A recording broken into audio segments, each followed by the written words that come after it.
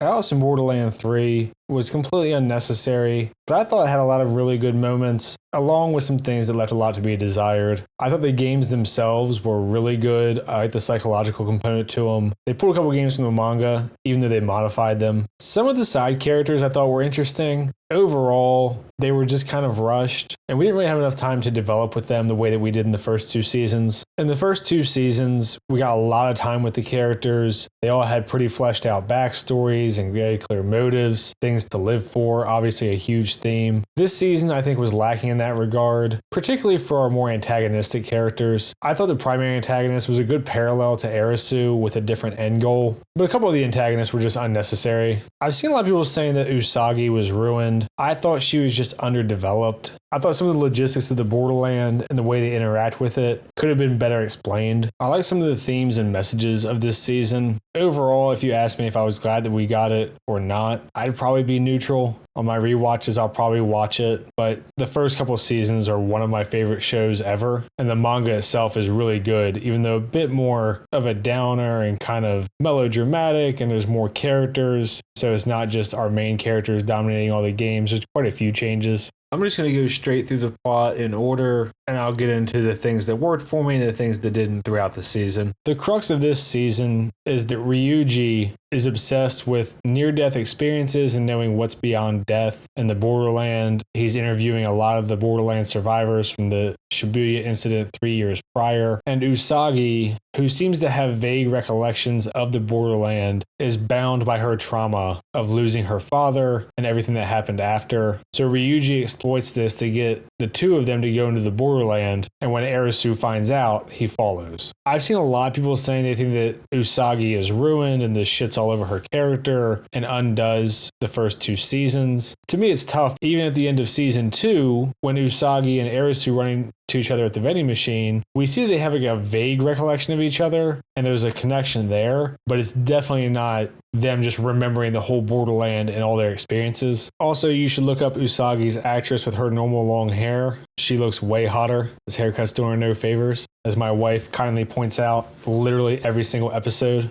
Anyway, her and Arisu are married now, and I think the show does what it can for the amount of time that it uses. She's still living in her dad's old place, still being kept up at night, still dreaming. They're very clearly going for, she has trauma that she just can't let go of. I don't think it ruins her character, but I do think it's fair to point out that she's throwing away what seems like a happy life overall for a memory that she can't let go of. I've seen some people joke that if she had just gone to therapy, this season wouldn't happen. But we see that Arisu is a therapist and really has a focus on the victims who suffer from this incident. We see Ryuji talking to all kinds of people who definitely have memories that they don't really understand or kind of trying to piece together from the Borderland. So I think for the amount of time that they use, they do at least enough to establish that this is an issue for everyone who is in the Borderland for an extended period of time. But overall, I do wish we had had a bit more to really understand how Usagi's life had been ruined. It might have been a good idea to just have them dating instead of married, and we find out later that she's pregnant. It might have made more sense if we see that mountain climbing was her passion and she's still trying to do it but can't get over it because she's so traumatized. But they sort of halfway it where she's happy with Arisu, but then also carrying the burden of her father. Like I said, overall, I think it's okay, but I understand the criticism. And Ryuji's the other driver for making the season get going. He's really obsessed with death. I kind of like his backstory, actually. I think he's a nice parallel to Arisu in the Borderland, where Arisu was willing to do anything to live after episode 3 with his friends. Ryuji seems to be willing to do anything to get to the question of what's just beyond the Borderland or beyond death. And we get a game of Old Maid right away, and whoever ends up with the Joker wins, which I think is a pretty cool twist in the game. I find the psychology of it interesting because you don't want to make pairs, you want to hold on to your cards, or as many cards as you can. Any pairs you get, you're forced to put down, and when you run out of cards, you lose. And you get a nice little bit of reverse psychology here at the end where Ryuji tries to force the Joker on the guy, so he takes the ace and loses. I've seen quite a few people complain that this season felt more like Squid Game, where they're competing with each other. And it's sort of a fair criticism, but it was kind of also always a part of the games, or at least the natural course of the games. The King of Clubs game being an example. Obviously, the Hearts game that Arisu has to let all his friends die is a good example of this. That aspect doesn't really bother me. Part of what really, I think, gives the show a hard time this season is that the mystery is gone. And without that mystery component, the goals and dynamics are much more crystallized. Usagi goes to meet Ryuji. They try to put themselves into a near-death state to explore the borderland. Him for the question of what's after death. Her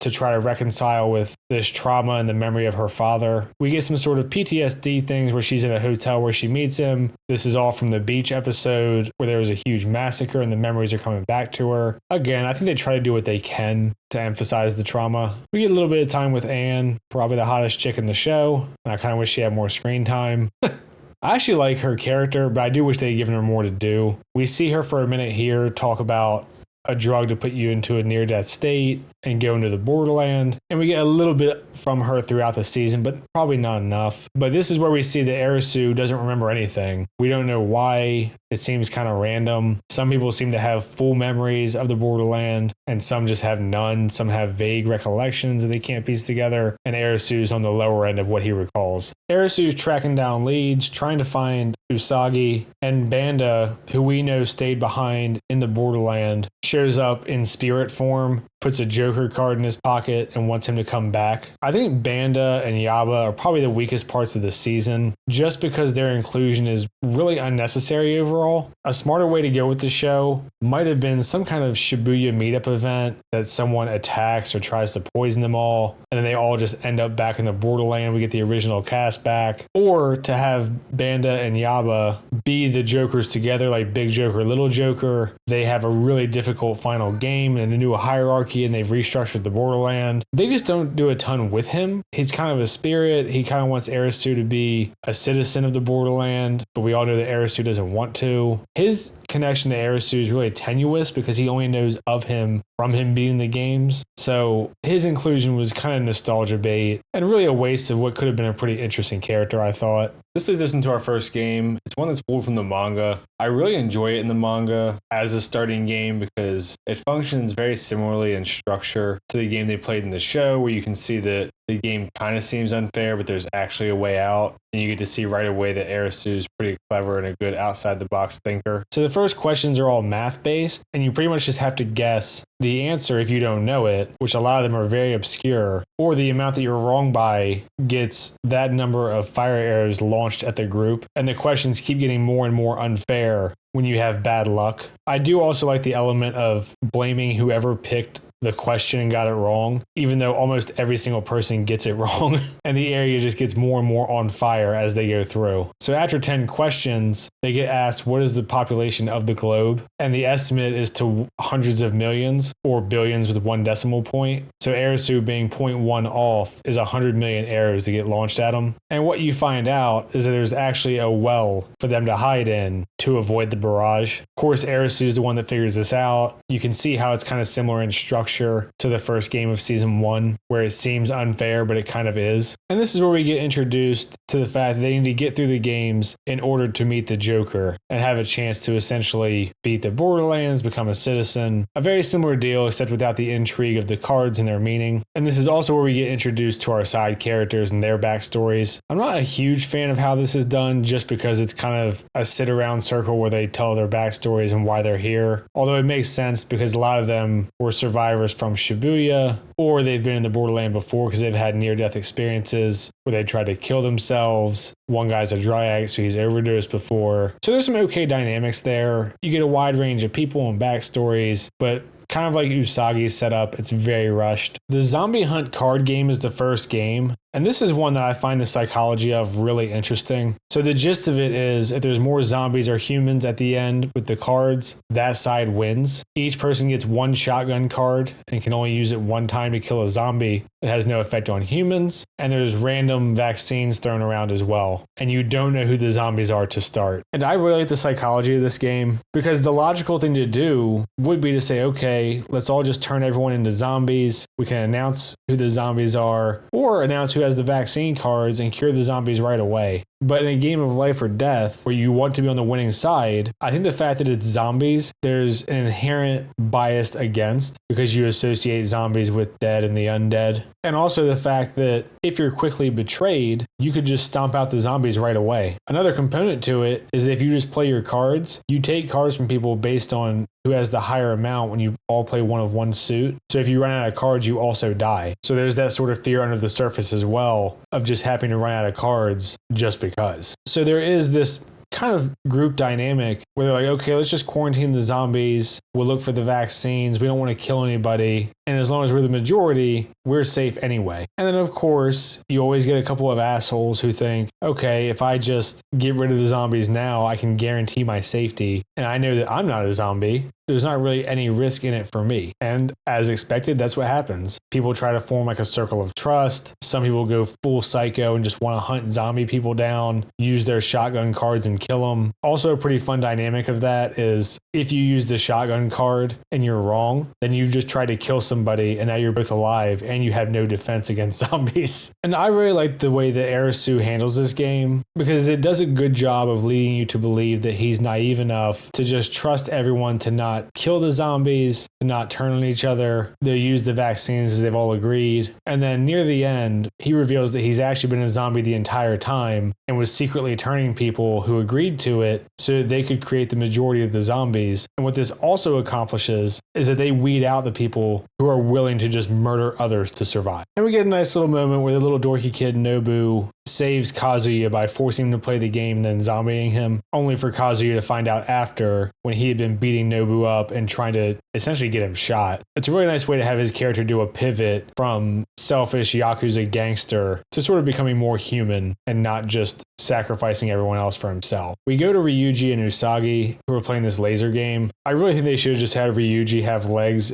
in the Borderland, but I'm also not as bothered by this as some people, just because, we saw a guy punch a tiger. We saw all the shit that Naragi survived. The Borderland has its own rules that aren't really based on ours. It's more just based on your will to live than anything else. But still just seems like an unnecessary choice. I'm guessing it was ideologically motivated to not imply that people that can walk are better than people in wheelchairs. But we see right away that Ryuji is willing to just sacrifice anybody to survive. He only cares about his goal, already getting to the parallel but opposite mentality of Arisu, who's willing to kill to survive, but only as a last resort. And we see that Banda is manipulating Ryuji to try to get to Usagi because then he knows that Arisu will come, and he essentially wants to plummet Arisu into despair to make him become a citizen. This whole part doesn't really seem necessary to me. We don't really see him get directly involved. He's just kind of there for the nostalgia as far as I'm concerned. We get to the next game for Usagi that was taken from the manga and modified. In this one, there's 8 train cars. They get 5 oxygen canisters and 4 of the train cars have poisonous gas. I like this one in the manga a lot because in the manga, it's only 4 train cars and you get 3 canisters. So you can not use it on any one, but then your odds get worse each time. And it's actually a game that the girl who slept with Arisu's friend played prior to meeting up with them. I also like it better in the manga because it's kind of a psychological thing, where this one, it's much more of a guessing game. It seems like there is some kind of solution because Arisu's train figures it out, but I wish they would have explained what it was. I've seen people theorize that there's stickers on the walls or the birds act different. I can't tell. The way that they end up solving it is that they see the parallel train next to them, and because the 2 trains run parallel, they're able to jump across. So I guess in theory, you could use all your canisters and then just jump trains, which isn't nearly as interesting to me as the psychological aspect of having the bravery to not wear your mask one time, but also your odds getting worse each time. This is also one of the scenes people make fun of because Ryuji uses the handholds to swing himself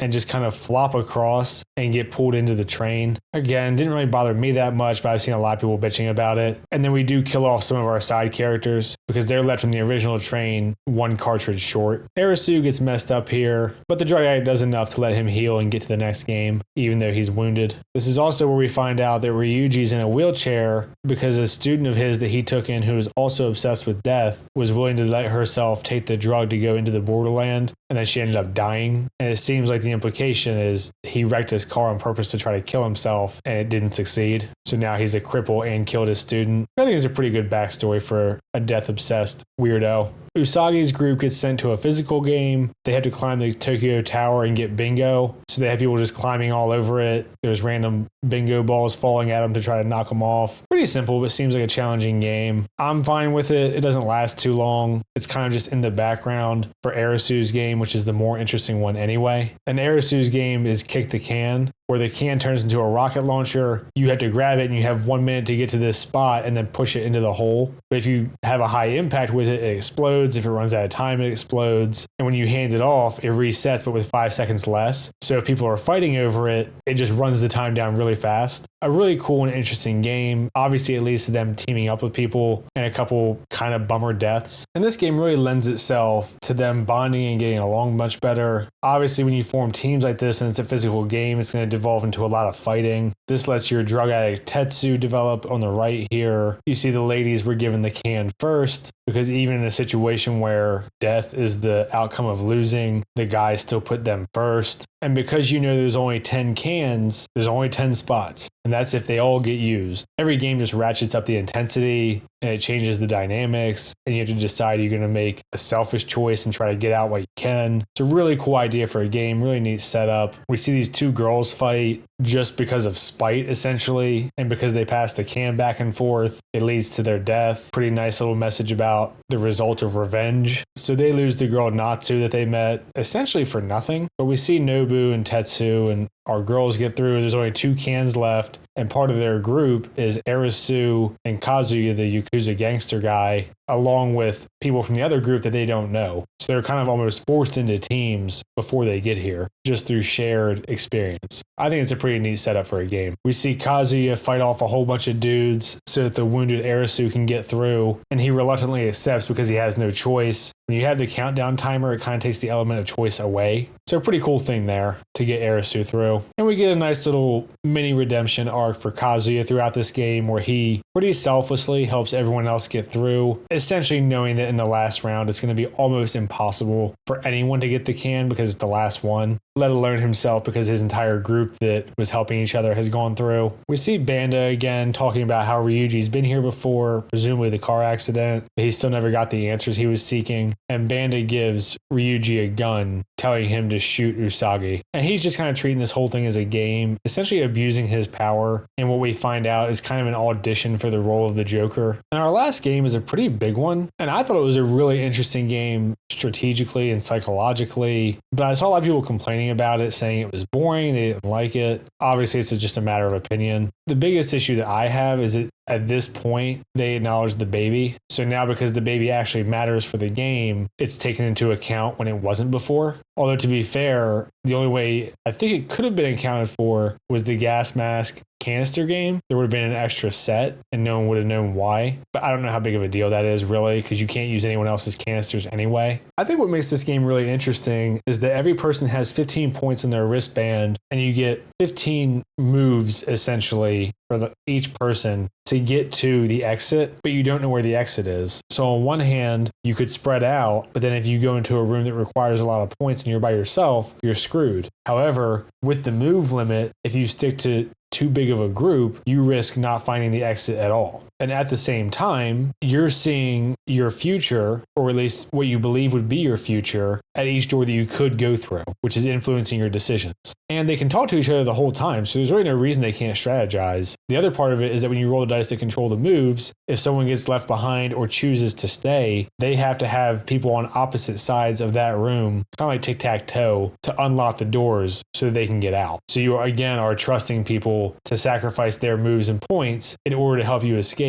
And you're essentially just psychologically tortured while you're stuck in a room by yourself. So I think it's a really psychologically and strategically interesting game. The show seems to believe that people are just different. Some people will put their possible future above everyone else, and some will do what they think is strategically the best, even if it might not make sense for the future they're observing. This is also where you get a bit more of the saboteur element with Ryuji, because his goal is to get Usagi isolated and kill her. So that actually does come into play here, along with people seeing their own futures, if you believe that that is real. So one of the first deaths that we see is Sota, who only thinks of his younger sister and he wants to do what's best for her, and it ends up leading to his own death because he walks into the wrong room. So if you believe that it's manipulation, it could simply be that putting people's desires in front of them will make them have poor judgment, or you could believe it's kind of a commentary on being singularly focused and selfish with your own goals, preventing you from actually achieving them. And you get quite a bit of backstory here from each of the characters because they're being tortured with their own past and their desires. Staying in a room is kind of crippling because they're just seeing the worst parts of their lives and the worst possible futures. We see Nobu getting bullied again. He's completely alone. We see Rei kind of being a failure and what led her down this path. I thought Tetsu's death was particularly sad because he's having withdrawals in the Borderland. Obviously, that was what got him into the Borderland in the first place. And he kind of sees all these potential futures of what could have been, the life that he threw away with the woman he loved because of drugs. And by the time that he's ready to correct himself and get it all back, it's too late. And obviously, knowing what the Borderland means, essentially he overdosed and didn't get his life straight in time, which is a pretty depressing commentary on addiction, I think. On the other hand, we see Nobu, who had tried to kill himself, really regrets letting himself get bullied so much in the way that he ignored his mom, decides to strengthen his own resolve, and does end up surviving the Borderland, which you could attribute to the randomness of life or the unfairness of it all, or a testament to his own will to get his life turned around, and a nice story about overcoming your own weaknesses. In the next episode, we get quite a bit of them working the math in the rooms and trying to figure out how to get all the survivors to A5, where they finally found the exit. They use the baby's bracelet, and we get a little bit of minor drama with Usagi having to use her foot to get to it because she can't reach it. And then Arisu and Usagi are saved by Ryuji, who wedges himself in the door, which I think is an interesting little character moment, especially for what's about to come. But it does seem like he's kind of split on whether or not he should be sacrificing other people for his own dream now. But after what happens near the end, doesn't really get a redemption arc. So the final roll of the die to get them all out is a 7, and they have 8 people because of the baby. I have mixed feelings about this decision at the end. Arisu decides that he'll stay behind and let everyone else go. This is the type of thing that I think works better if it's just him and Usagi, because then even though it's an easier choice, he's sacrificing himself for his wife and kid, as opposed to this where he's sacrificing himself essentially strangers and leaving his wife to be a single mom and a widow. But I guess it depends on how you want to interpret it. You could view it as noble or kind of short-sighted. It's an emotionally fine moment, but I don't really know what I think about it character-wise or just as a decision in general. It might have been more interesting if Ryuji had stayed behind, since he had been wanting to find the Joker and find the afterlife, only to give up in the end and do the right thing. And we get kind of a weird thing here where Banda, or his spirit in the actual world, is seemingly trying to finish Arisu off because they both had their connection to this Borderland, I guess. And Anne can actually see him, presumably because of her connection, and that she was essentially dead at the end of season 2. But she goes after the spirit Banda, and this wakes Arisu up in the Borderland. Kind of an Inception thing they're trying to do, I think. And while everyone's being carried away by the river, this allows him to wake up and go after Usagi and Ryuji. And it's at this point that Banda is just like extinguished and the actual Joker shows up. And if you haven't read the manga, the show is kind of leaning into the manga intention of the Joker here. I don't know how clear it is if you've only seen the show. It leans much more into him being kind of a Charon-inspired figure, where he's your escort in the Borderland or in the in-between world, purgatory, whatever you want to call it, from life to the afterlife. I like this whole conversation that he has with the Joker, or the Watchman over death, or whatever you want to call him, where the abyss is death and going back up the flow is life against the rapids and the rocks and all the debris. I think it's a pretty positive message overall, which fits with Arisu's worldview, especially Arisu's worldview post his experiences in the Borderlands as compared to his time prior. His time prior, he was obviously depressed. He had given up on really living life. He didn't really have any expectations. And obviously, post the Borderlands, he met Usagi. He was going to college. He got his shit together. He was going to be a dad and husband. And I like the whole point of the conversation. I don't think it's crazy complex or anything. And maybe the simplicity is kind of why I like it, with the obvious message being that you can just go into the vortex. You can just give up. You can just not live your life. In this case, literally, but obviously metaphorically that applies as well. Or you can embrace life, accept that there's going to be challenges, kind of embrace the hardships, and just the reality that in order to have joy and happiness, there's going to be loss and grief and sadness. And the show seems to pretty strongly believe in the worldview of positivity being the superior one. And the way to maximize your happiness or your contentedness and fulfillment in life is to just sort of embrace these things as they are and try to make the best of them. I think there's an interesting little bit here where there's a big noise and the Joker tells Arisu that a lot more coming than what happened in Shibuya. You could view this one of two ways. One would be the cynical, it's tied into the end of this episode, which implies like an American spinoff, which I have heard nothing about and I hope doesn't happen. Or the idea that as long as people exist and the world exists, there will be catastrophes. And the Joker just kind of accepts that reality. I've heard a lot of people complain about the logistics of this, with Ryuji latching on to Usagi and wanting to march into death together. He's just kind of going crazy at that point. But people were complaining about the fact that he doesn't have legs and he's restraining her. Again, it's the Borderland. They have quite a bit of leeway given everything we've seen. And even so, his upper body strength would be superior to hers. To me, it kind of is what it is. But Arisu jumps in, no hesitation. Again, both metaphorically and literally, jumping as close as he can into the face of death to save the one he loves. Pretty positive, pretty heroic behavior. Generally nice to see. Unlike something like Alien Earth, where the hero, quote unquote, sticks their pet xenomorph on innocent people. And another part I've seen people complaining about quite a bit is that Ryuji just kind of lets Usagi go after dragging her all the way there. The intent of the show seems to be that him seeing his opposite in Arisu is what changed his mind about dragging her down with him. I'm not sure about the execution, but I like the idea that he was only willing to drag people into the abyss with him, while Arisu is willing to jump into the abyss to drag people out with him to live. Again, the logistics of how they get out, fine, I just believe they swum out. It's whatever. Would have been maybe nice to see the rest of their little group throw him a rope or something. Usagi finally gets her closure. Kind of wish her stuff had been set up better because this would have been a little bit more impactful. Another area where the execution kind of undermines the idea. I like the idea of her memory of her father, or whatever you want to think this is, realizing that he wouldn't want her just to follow him into the abyss and that he'd want her to live her life and be happy because it seems like he was a good dad. And obviously the whole aspect of just closure and acceptance of life and death, which is pretty in your face in this whole scene. This is one of the few shows where I actually wish it had a couple more episodes to really nail that stuff down. What we got was okay, but it definitely could have been more well executed and felt a little bit more earned. And we get a relatively happy ending. We see Arisu and Usagi picking baby names. Nobu is making the most of his second chance at life. All very positive messages again.